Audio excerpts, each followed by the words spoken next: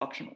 So that being said, yeah, so I will talk about the Parrhesia of dissident female protectors, I call them, and the logics of protection in international security. So what does all that mean? Before I start, I'm just going to define quickly the terms, and it will become clearer as I go. So don't worry if you don't understand everything on the first go. So Parrhesia is basically, it was a practice in ancient Greece that consisted in speaking truths to power and taking risks in doing so because you believe it was your moral duty to improve a situation for yourself and for others. So it's basically, it's a form of criticism to someone above you in terms of power. So it's risky, it's dangerous, but you do it anyway because, yeah, because out of a sense of duty. So that's for Parrhesia. I'll talk much more about it later. And then logics of protection is basically the more or less organized ways we think about, organize, and do protection at interpersonal, national, and international levels. So it's basically all the norms, the behaviors, the practices that are produced and by logics of protection that protection relies upon and through which it functions. Basically, it means who is considered a proper or legitimate protector, who is being protected against what and at what under what conditions, at what costs, but also to whom is protection refused or withdrawn, and to whom is protection never offered in the first place. So that also become clearer as I go.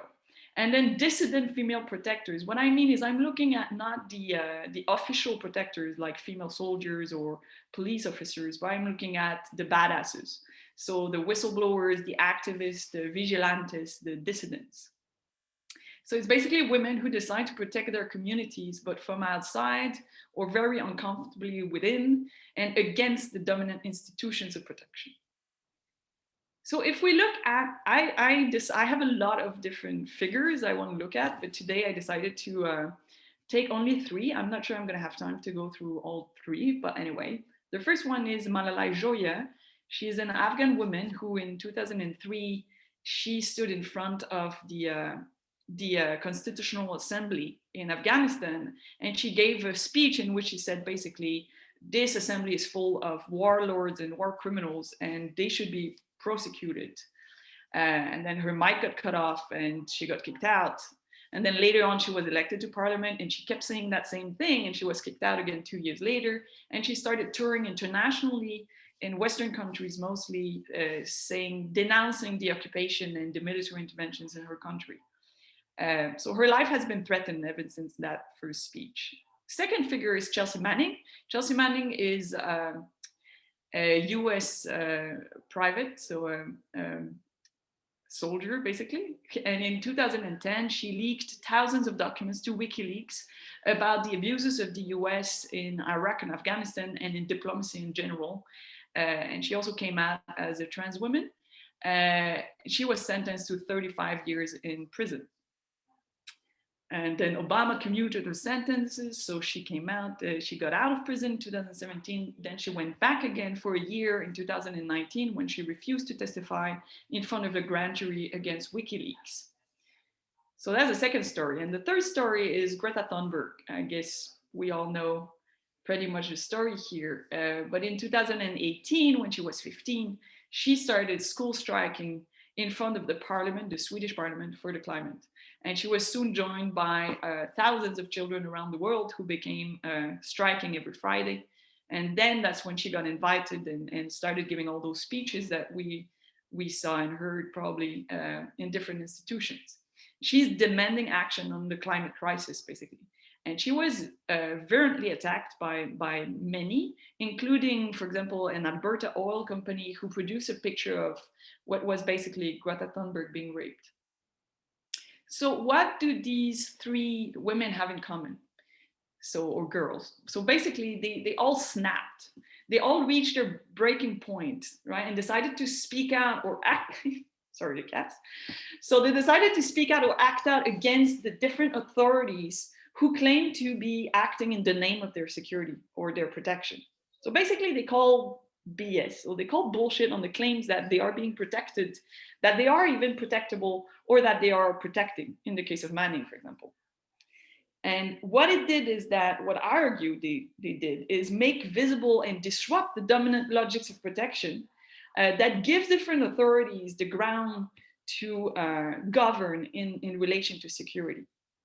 So basically, they all became dissident protectors when they spoke out.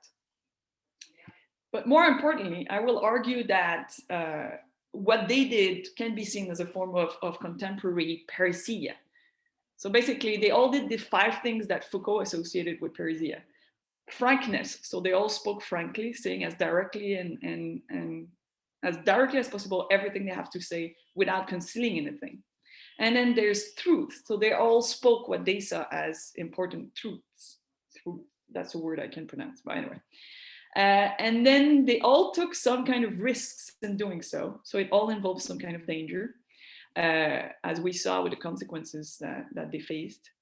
They all did a form of criticism to people in power, and they all did so out of a sense of duty to improve the situation and protect others, themselves, their communities, the planet, etc. But in reality, they didn't say anything new or shockingly unknown. So you can read most of what Greta says in an IPCC report. We already knew by the time Chelsea leaked those documents, we knew about Guantanamo and Abu Ghraib. It's not as if the US abuse in its war on terror was a big scoop.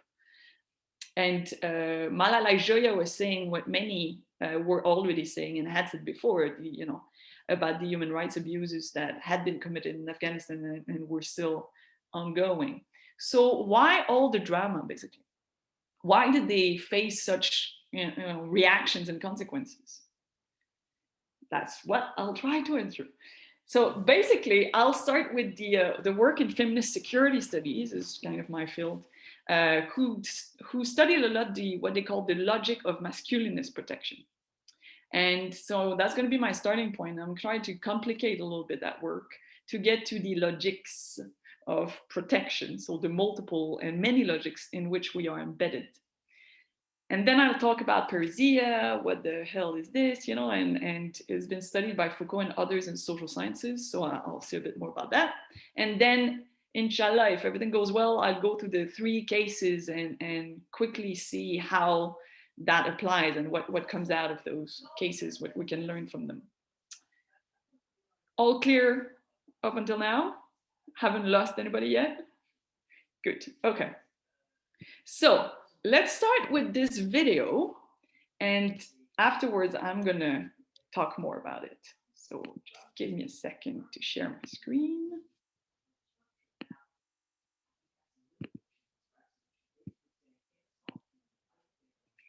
Okay, so before we start, it's a video that has been produced by an Israeli arm company, and it was for an arm fair in Bangalore, India. So they wanted basically to sell weapons to India, and that's the promotional video they made, right, in order to sell weapons. So let's just watch it. I'm warning you, it's going to be stuck in your head forever. I'm sorry.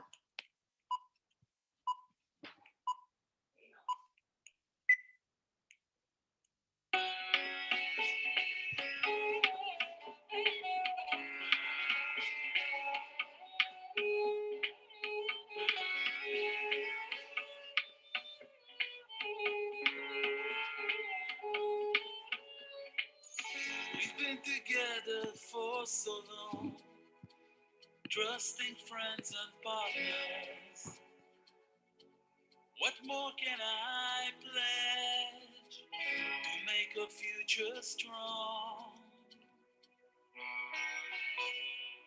I need to feel safe and sheltered, security and protection, commitment and perfection.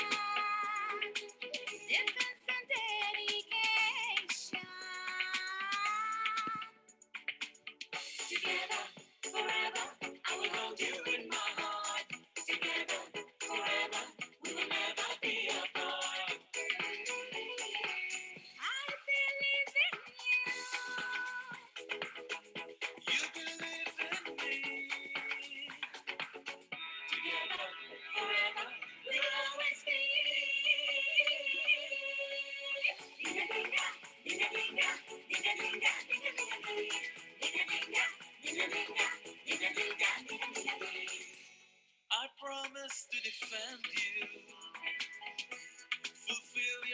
expectations, shield you and support you,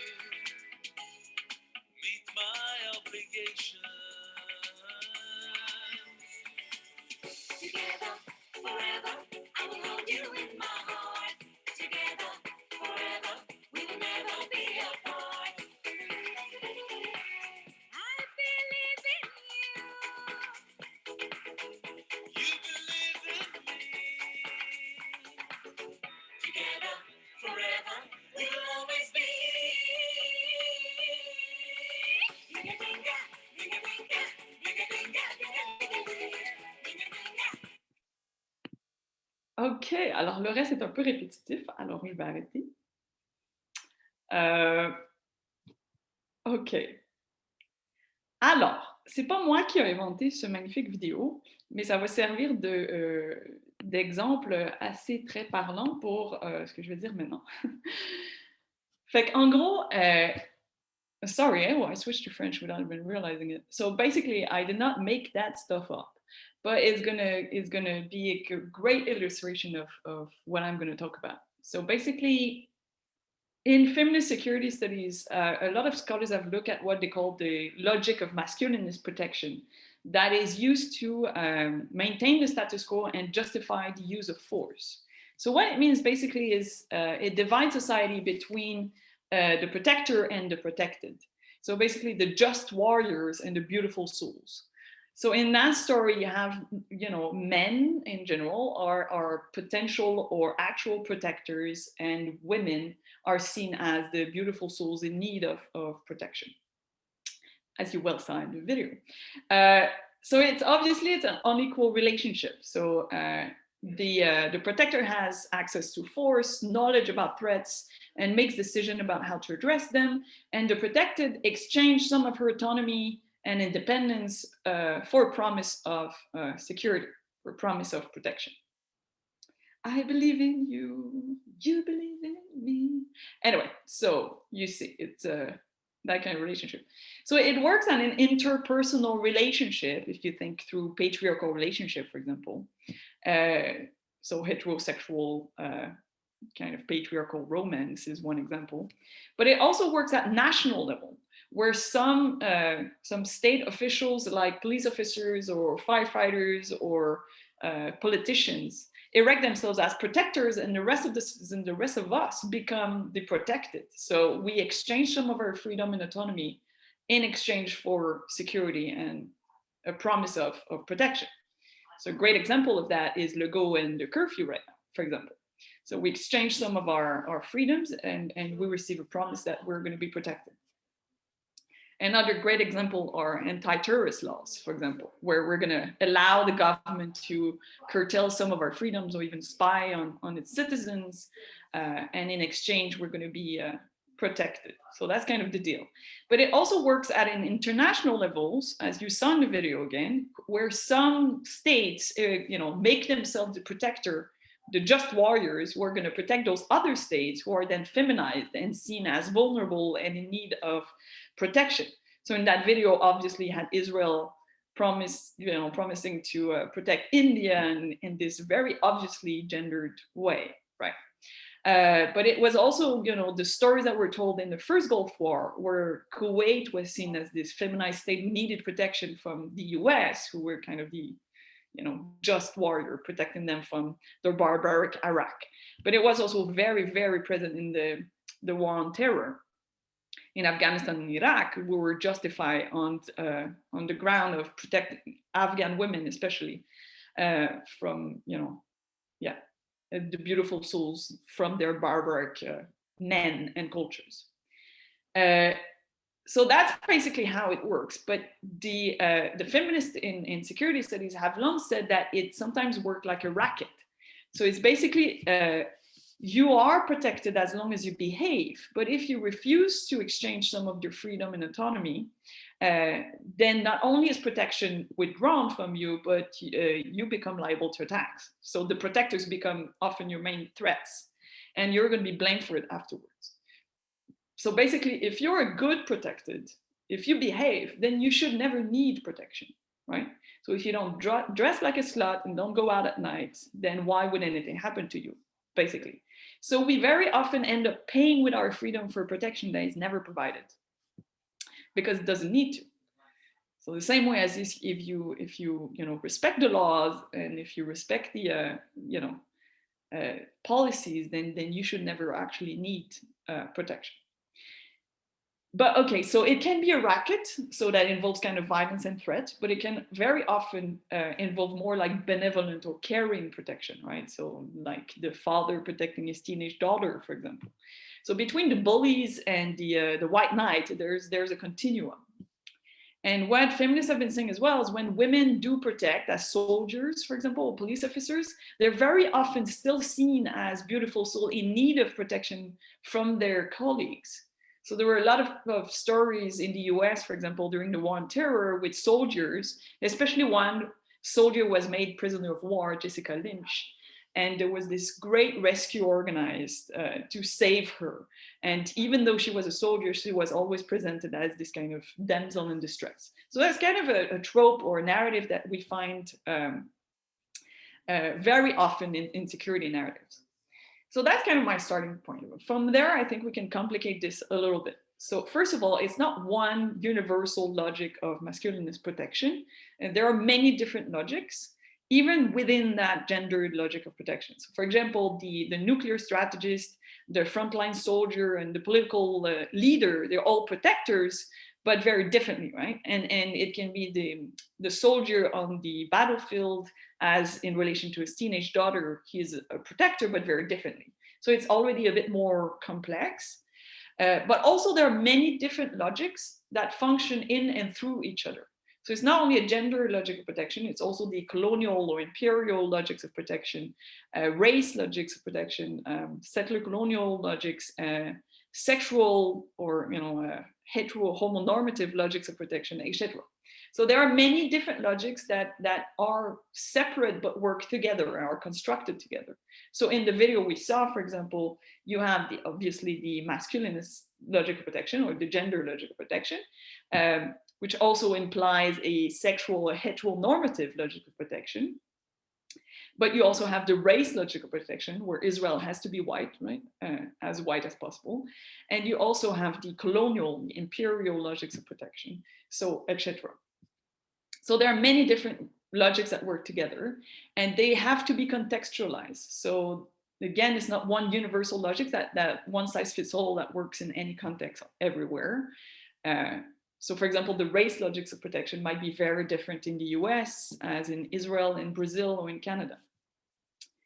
They're also, so these logics are also relational. So as we saw, the protector kind of relies on the protected and vice versa, right? So relational, it's a relationship between the two, right? One needs the other to exist, but it also relies, I argue, on the unprotected.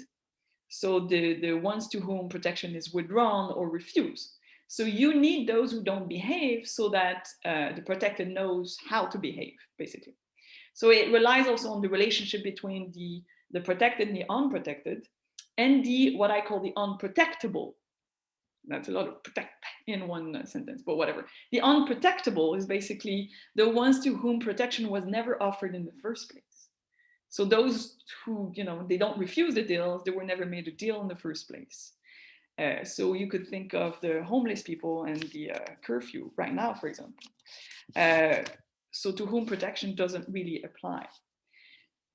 So basically the unprotectable or the objects of protection, basically, they serve as the constitutive outsides. You know where the subjects are because you have the limits that are everyone to whom protection is not offered.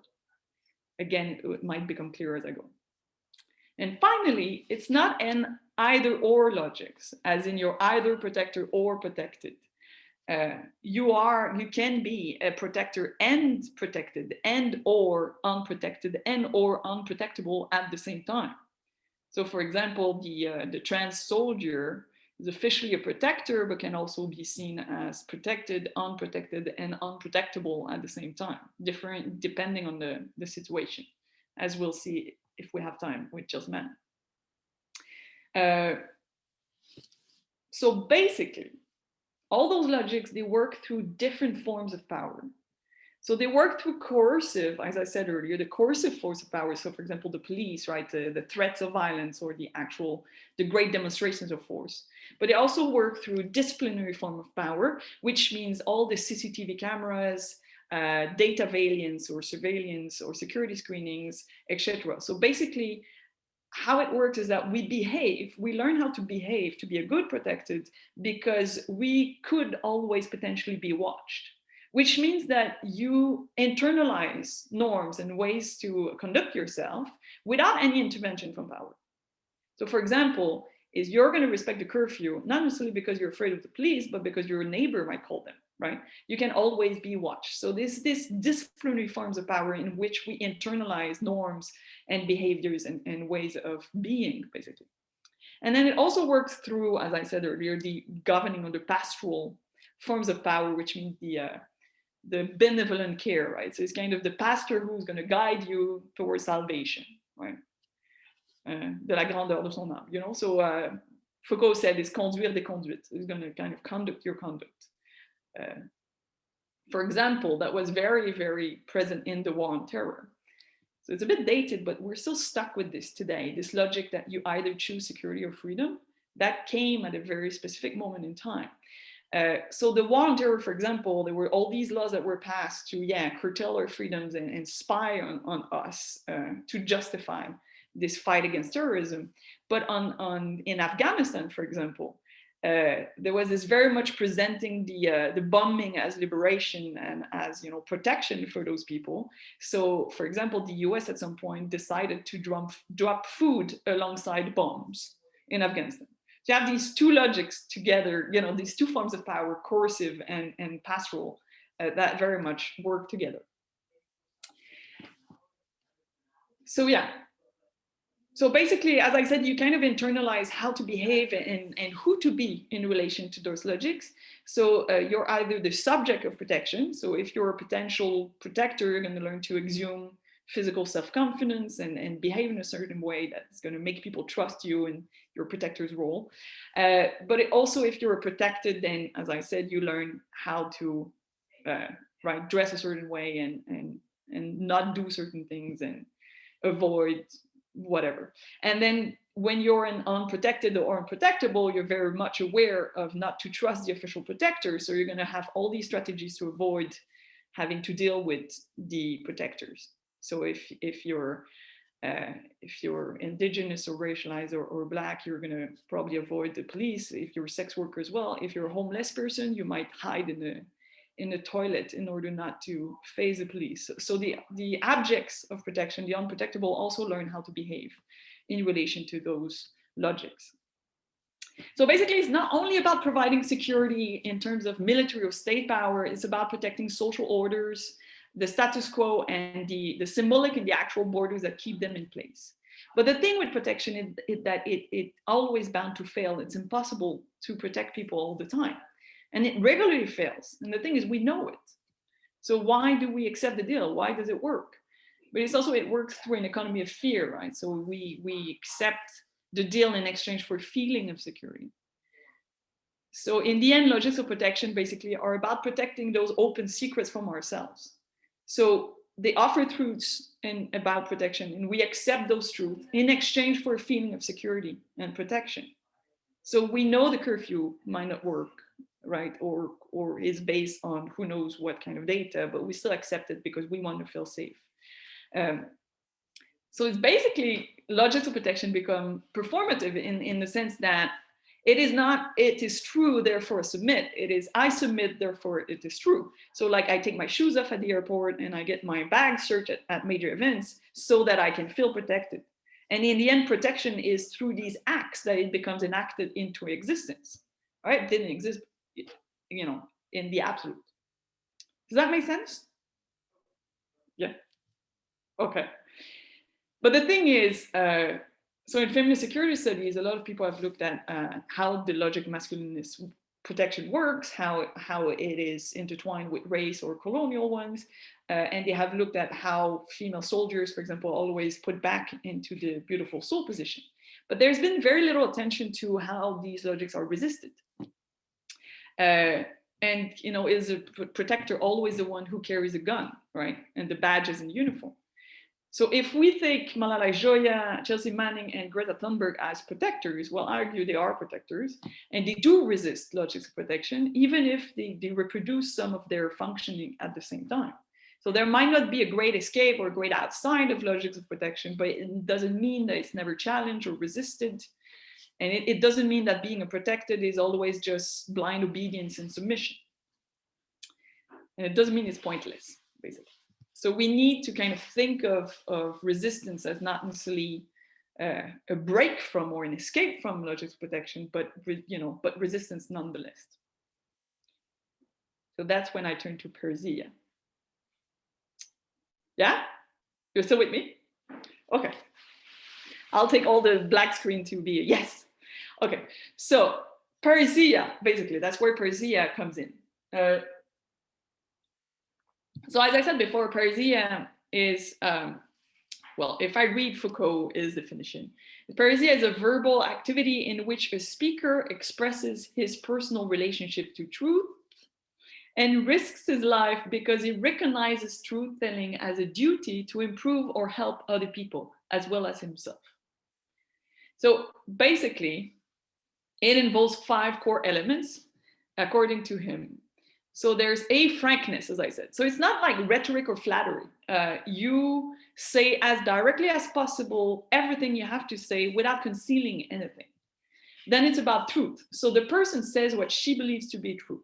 For the Greek, in the Greek conception, that was enough, right? Truth and belief were the same thing.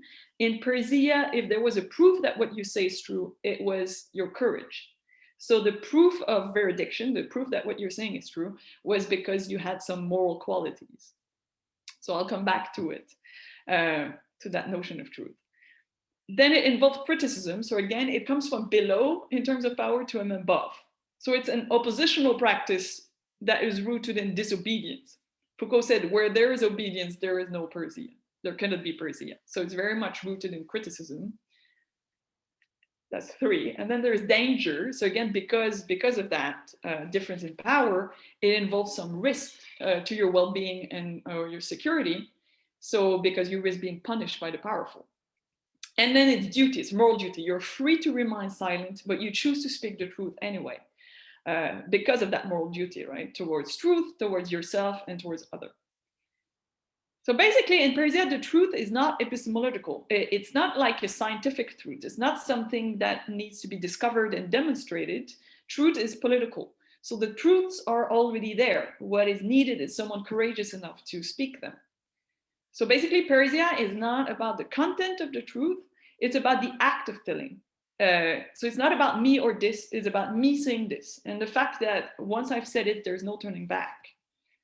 So it's basically a pact you make with yourself freely, it has to involve freedom. So it's a pact you make with yourself through which you become that person who has told the truth, the person who recognizes herself in and as the person who tells the truth, basically.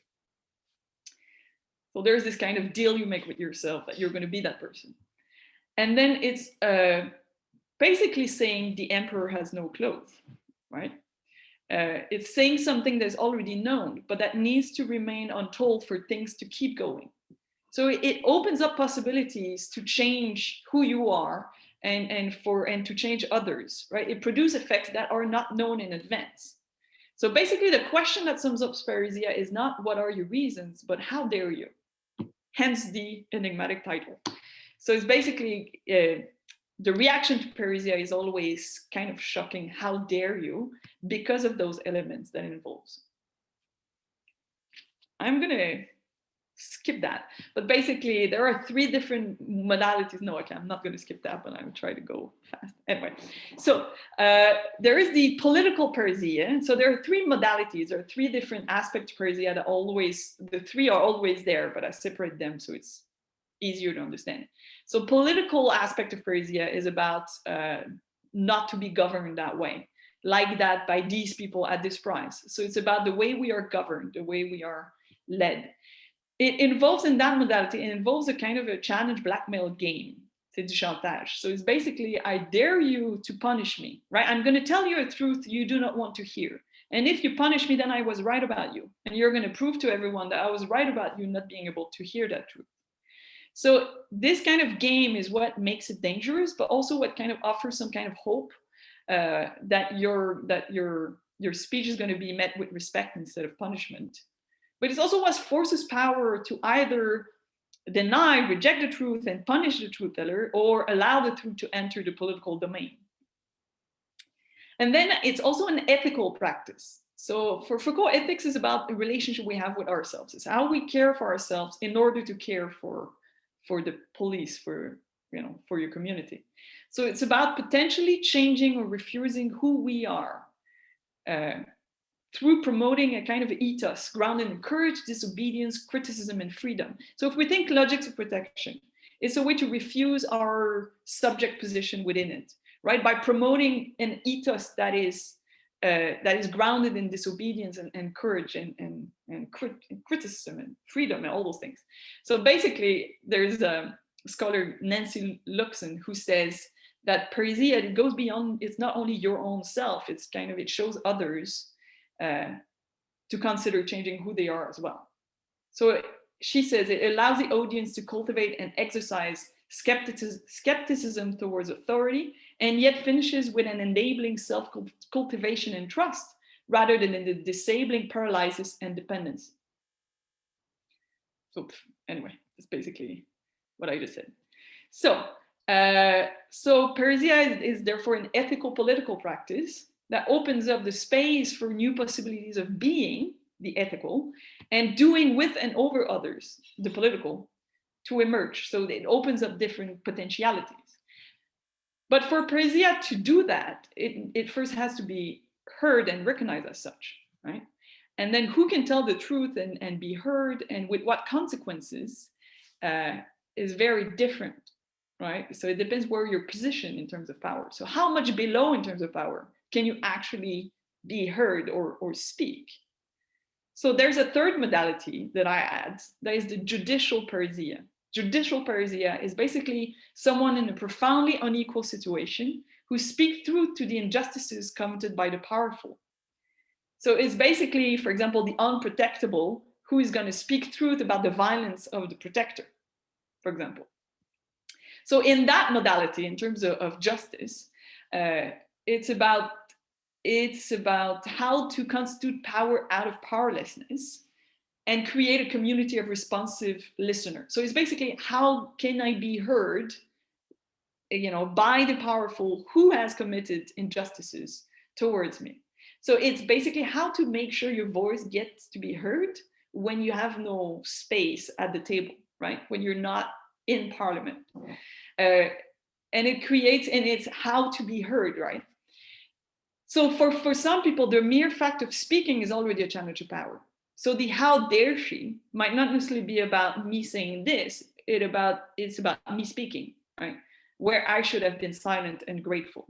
So if we think logics of protection again, when you're the protected, you should be silent and grateful towards your protector. And if you're not, then it's how to find the courage to speak and be heard. Anyway, I'm repeating, but let's move on. Is that kind of clear for everybody? Still with me? Okay, I'm going to show you another video. It's Malalai Joya. So as I said, it's her famous speech in front of, I lost you. So it's the speech she did in front of the Loya Jirga, which was the assembly in Afghanistan that was in charge of writing the new constitution in 2003. So I'm going to show you the speech, and it's a very good illustration of what I mean by Parrhesia.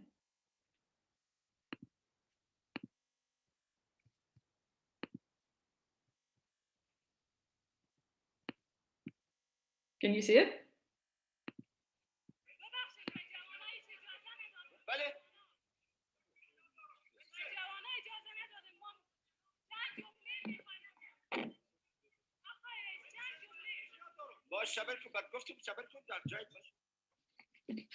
یک همشیره میگه جای دور آمدیم مسئول طرح المحاکمه چند دفعه که به ما وقت به جوانا وقت ندادن و میخوای یک 3 دقیقه یعنی 3 دقیقه برای تو فوق العاده وقت میتیم.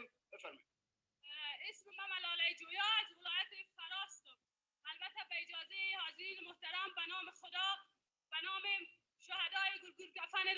آزادی وطن میخوایم چند لحظه صحبت کنم. من انتقاد من سر تمام وطندارای ما که در اینجا حضور داره به این است که چرا میمانند که مشروعیت و قانونیت بودن این لوی جرگه زیر سوال بره. البته وجود او جنایتکارایی که کشور ما را به این حالت رساندن یا کسایی بودن که کشور ما را میراث جنگ‌های ملی و بین المللی ساختن. دنسیزترین کسا بودن در جامعه که میخواستن که کشور ما را به این حالت رساندن. یا باید محاکمه بین المللی و ملی شوند یا مردم ما اگه ببخشه مردم پا بر اهل افغان هرگز تاریخ رو میبخشه. میشه خلاص جای زن میشه خلاص همشیره ما فوق‌العاده یعنی گستاخی کرد از چوکات قانون انسانیت اینا بیرون شد. ما با مجلس میگم که از مجلس خارج شود دیگه در مجلس داخل شد نمیتونم. نفر امنیت یعنی یا همشیره رو خارج کنید دیگه حق دخول به این مجلس نداره.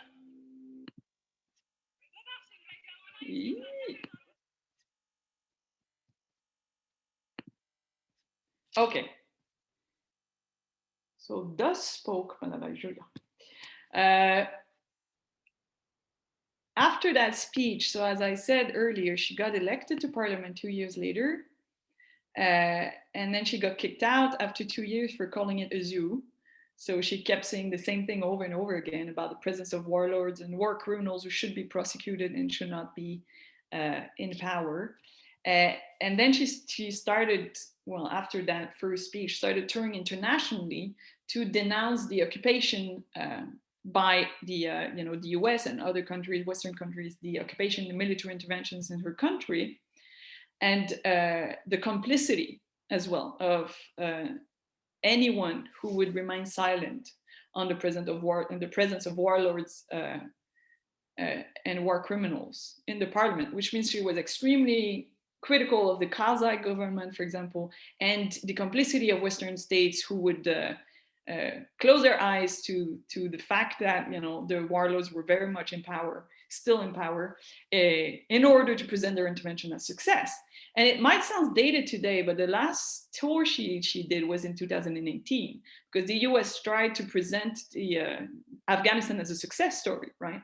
And she started saying the same thing again. The situation is as bad as always been. Also, they had a deal with the Taliban, who would make peace with the Taliban and offer amnesty. So of course she denounced that very, very widely.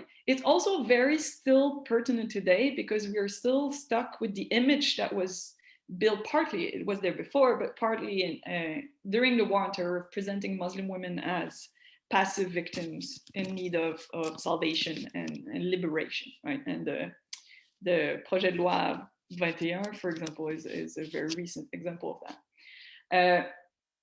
So if we locate Malalai Joya within the logics of protection, it's already been 45 minutes. I'm going to go quick. So basically, she was positioned very complicatedly within internal logics of protection. So you saw in the video, there are age logics there, and there are, of course, gender logics of protection. But also, so she refused in her autobiography and any interview she does, she refused to say what sociocultural group she belongs to.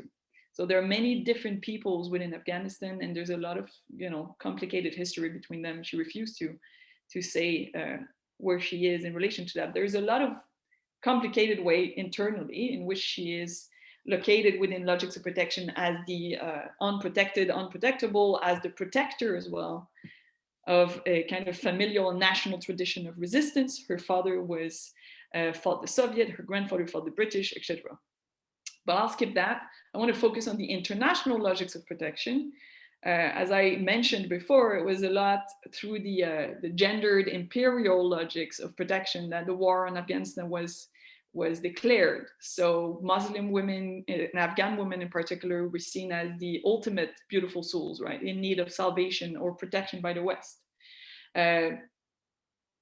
So there were a lot of, for example, if they refused to express anything but silent gratitude for the bombs they are being, they receive in the head, then they can become unprotected and eventually unprotectable if they refuse to unveil, right? Or if they refuse that liberation narrative. So it's basically complicated, but there is this idea that Muslim women are in need of protection against their culture or against their men, and eventually against themselves if they cannot see the light. So that's one of the logics in which she was positioned. And it's not new, right? It might apply to Islamophobia right now and through the war on terror, but it's an old imperial logics that present the imperialist as the savior. So she did kind of challenge all those logics by speaking out, not just against those warlords inside the parliament, but very, very critically against any international and national power who would be complicit to their crimes.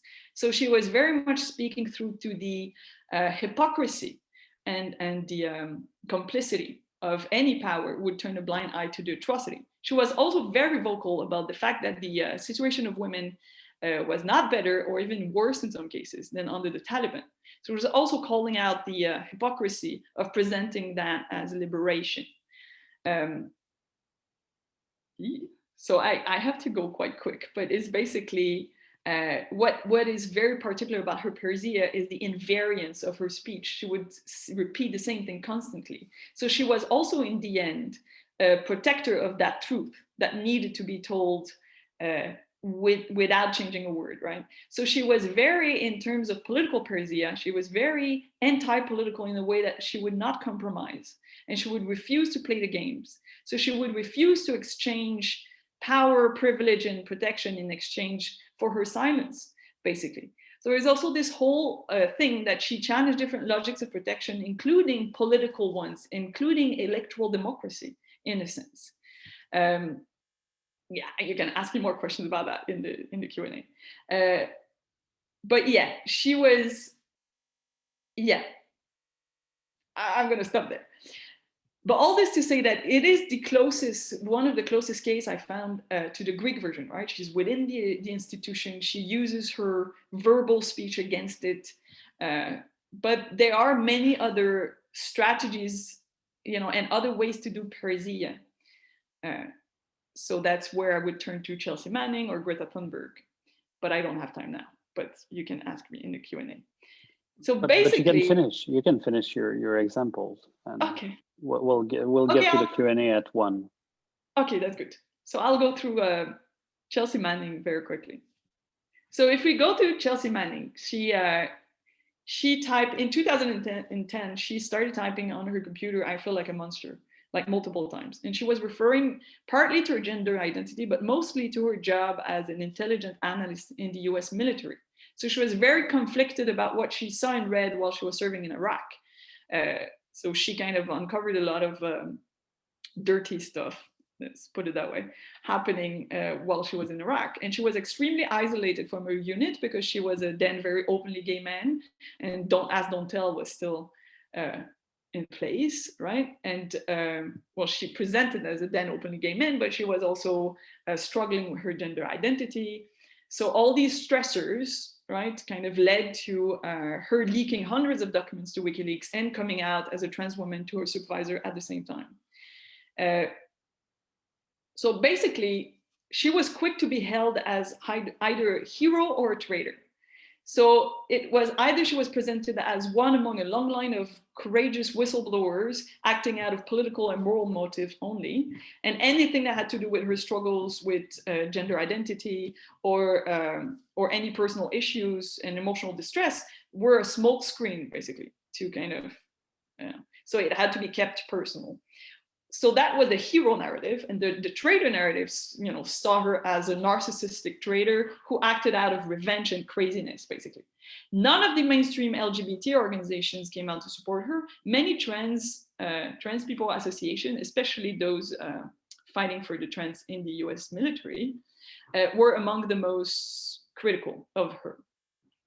So I argue instead that her two sets of truth-telling, both about the secrets of the US military and about her gender identity, can be seen as interconnected Parrhesia, basically, that spoke truth to different logics of protection in and around the US military. So there are, you know, the ways in which, and there's a long story about how the queer logics, the heteronormative logics of protection in the US, which I'm gonna skip, and also how it is linked to trans patriotism. So this kind of trans people trying to get into the US military.